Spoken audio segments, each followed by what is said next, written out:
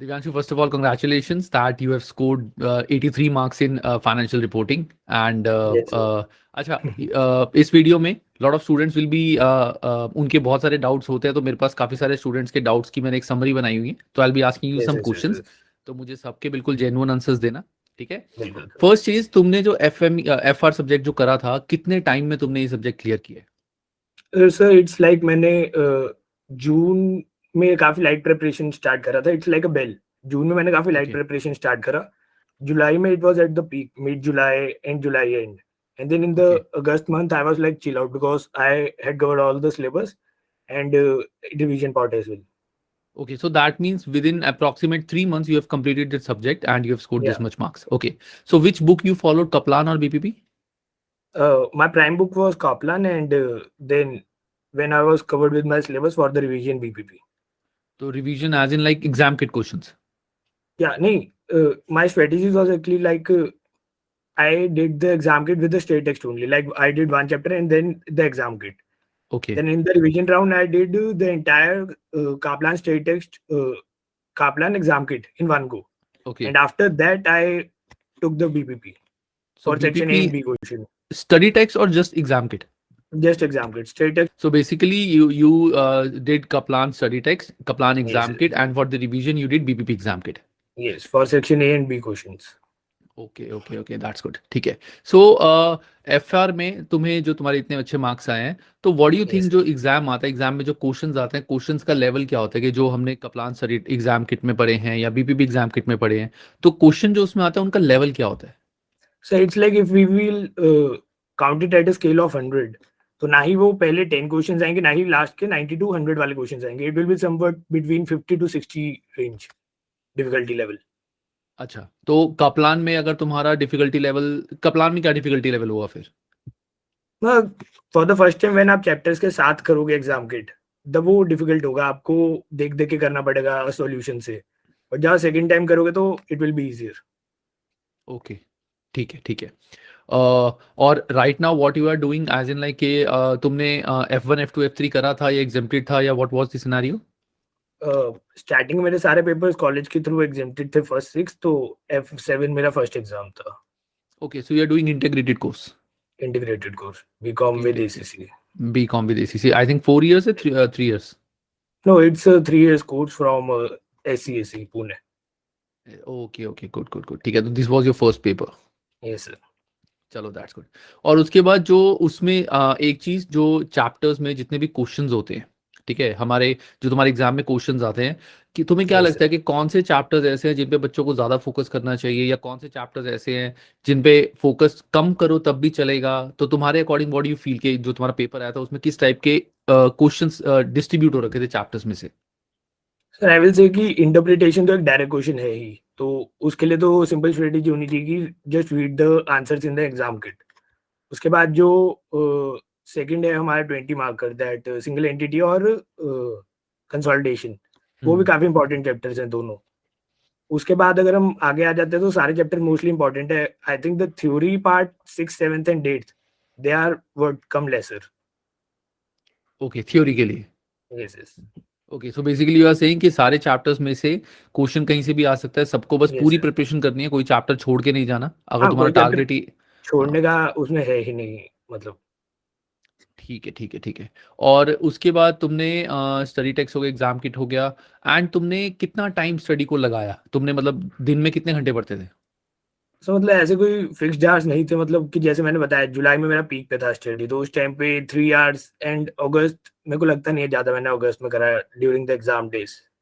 Okay, ठीक है। तो तुम्हें जैसे you have studied only from my videos and you have not yes sir. Taken any coaching from anywhere, ठीक है, that's yes that's yes. Really proud for me. And मैं this thing I से to all my student जो भी मेरे से query पूछते हैं कि सर आपकी स्टूडेंट सफिशिएंट, आपकी वीडियोस जो है वो सफिशिएंट है स्टडीज के लिए, तो I always say to them कि my videos are sufficient if you can do self study, yes sir. If you can do self study then my videos are sufficient, but if you need someone जो तुम्हारे साथ पूरा time खड़ा रहे, हर चीज में तुम्हें गाइड करता रहे, so in that yes sir. Case you might go for coaching somewhere, but अगर तुम सेल्फ स्टडी कर सकते हो then my videos are more than sufficient, ठीक है। Yes sir. तो तुमने आगे के जो सब्जेक्ट्स हैं, अब तुमने कौन से सब्जेक्ट्स प्लान करे हैं, उनके लिए विल यू टेक कोचिंग और just self study?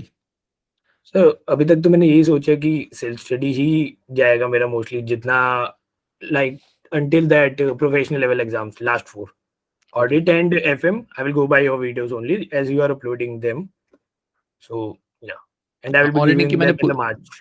Okay, auditing की मैंने पूरी वीडियोस डाल दी हैं, एफएम की अभी मैंने Yes, yes, yes. अभी कर ली है, with in Videos are 15-20 days मैं कर लूंगा अपलोड। yes, अच्छा, yes, yes. तो मुझे वैसे तुम्हारा थोड़ा सा बैकग्राउंड बताओ कि तुमने अभी दिव्यांशु के कब तुमने 12th करी थी एंड उसके बाद तुमने ग्रेजुएशन कब स्टार्ट करी है?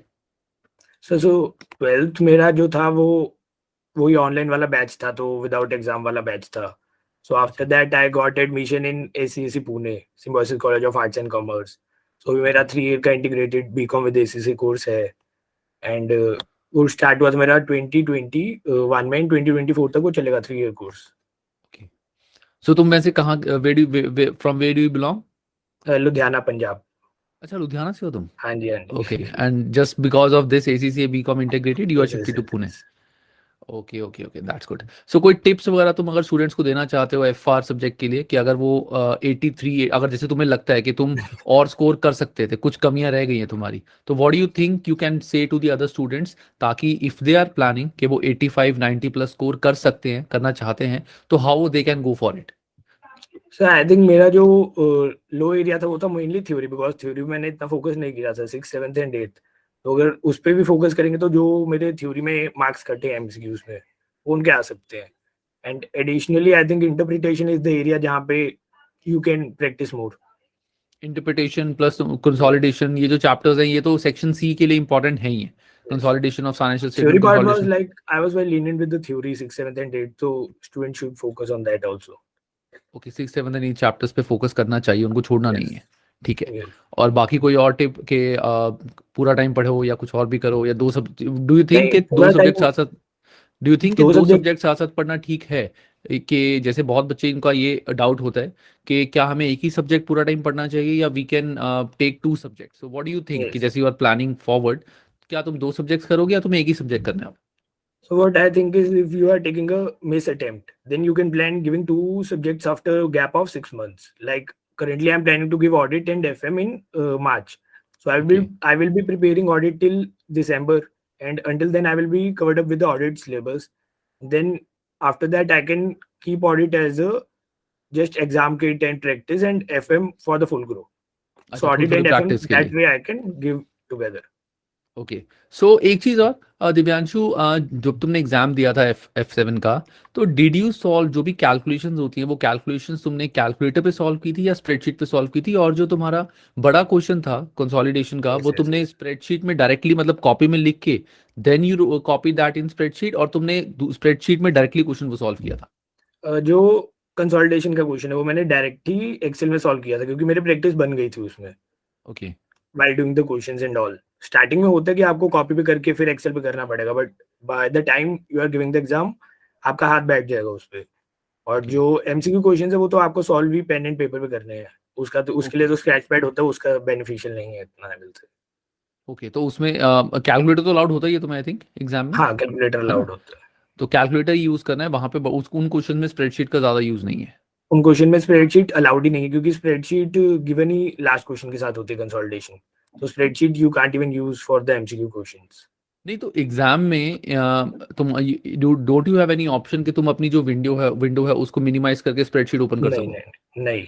अच्छा, Actually, the spreadsheet is given just with the consolidation or the single entity question. For the other question, you have to do on the scratch pad or the paper they give in the exam center. Okay okay okay There okay, is no ठीक है। option for Excel in the MCQ questions. Okay, to find out the answer of MCQ question you have to solve Yes, yes, everything in calculator. ठीक है, yes. ठीक है, If you ठीक are है having like Divyanshu. offline exam, you can solve on the pen and paper, and if you are having that home-based exam, you only have that scratch pad. ठीक है, and exam से पहले तुमने जो past year ACC के जो section Yes. सी के questions होते हैं उनकी भी प्रैक्टिस करी थी? Yeah, actually जितना भी वहाँ पे given है practice platform पे, I solved all that questions and that exams, practice exams, specimen exams and all these questions. ठीक है, बेसिकली एसीसी वालों ने जो भी मटेरियल तुम्हें दिया हुआ है एसीसी की साइट Yeah, पे, you have done everything. Okay, actually the practice platform is built very good. It has all the past year exams, specimen and all. You can practice a lot over there. You can past practice the year Excel section C thing. Only? No, actually the practice paper 1 and 2 are good. Practice paper 1 is a bit lesser difficult. So ठीक है Divyanshu, it was very nice talking to you and Yes, जो sir. तुमने चीज़ें बताई हैं that definitely are going to help the other students. ठीक है, बाकी Yes. अच्छे से पढ़ो और इसमें 83 आए हैं, टारगेट करो 90 प्लस लाने का, रैंक लाने का। आई विश बिल्कुल। तुम्हारा अभी भी रैंक आ जाए। ठीक है, I think that And- the ranks are conducted after some time, right? हाँ, it takes around 20-25 days and you will get a mail Okay, okay. If you Yes, yes, if yes, you score a rank. मुझे लगता है कि थोड़ा rank तुम्हारा आ जाएगा, let's see. Yes, ठीक है, sir. It depends. Right. तो बाकी all the very best and for Thank you, other sir. Subjects also very best, all the very best. My channel is there, my Telegram sir, group for is sure. There, you have my number. Whenever you have a query you can ask in the telegram group. Even And one all more the thing, first years that I'm meeting, I'm just saying that go by the Anshul Mittal sir's video for all the subjects you have FA, MA, PM, and FR, all the subjects. The videos are there. They are very helpful. Okay, thank you very much Divyanshu. And एक Yes, चीज, sir. एक छोटी सी tip I would give you that कि जब भी तुम कोई सब्जेक्ट, जब भी कोई चैप्टर पढ़ो, ठीक है, उसके एग्जाम किट के क्वेश्चंस भी सॉल्व करते हो, तो चैप्टर्स में ना उसके एग्जाम किट के क्वेश्चंस आई वुड सजेस्ट कि एक बार ना साथ ही बीपीपी के क्वेश्चंस भी सॉल्व कर लेना। Yes, क्योंकि sir. कई बार क्या होता है कि कुछ चैप्टर्स के क्वेश्चन जो होते हैं ना उनकी लैंग्वेज बीपीपी में अलग है ऑफ कोर्स। Yes. ठीक है, तो होता क्या है कि जब तुम पूरे पूरे, मैं this is specifically for you, सब स्टूडेंट्स का अलग अलग Yes, होता yes, है yes. कि तुम अगर पूरी कप्लान की एग्जाम किट सॉल्व करोगे एंड देन बीपीपी की किट उठाओगे ना, तो you might feel Yes, like yes, कि yes. वो बीपीपी में कुछ चैप्टर्स ऐसे हैं जो थोड़े मिक्सअप हैं। ठीक है, एंड कुछ क्वेश्चंस ऐसे हैं जो तुम्हें समझ नहीं आएंगे वो कहाँ से है, तो तुम्हें बीपीपी के चैप्टर भी पढ़ना पड़ेगा। तो होगा क्या, अगर मान लो तुमने एक चैप्टर कप्लान का किया है, ठीक है, Yes, yes. एंड वही उनके तुमने बीपीपी के क्वेश्चन सॉल्व कर रहे हो, और बीपीपी में अगर तुम्हारे मार्क्स कम आ रहे हैं थोड़े से, ठीक है, Yes. तो व्हाट यू कैन प्लान कि तुम बीपीपी से भी वो चैप्टर एक बार रिवाइज कर लो उसके स्टडी टेक्स्ट से। Yeah. चलो Divyanshu, all the very best and Yes, sir. Have a good time. Thank you, sir. चलो bye Divyanshu. Bye. Thank you.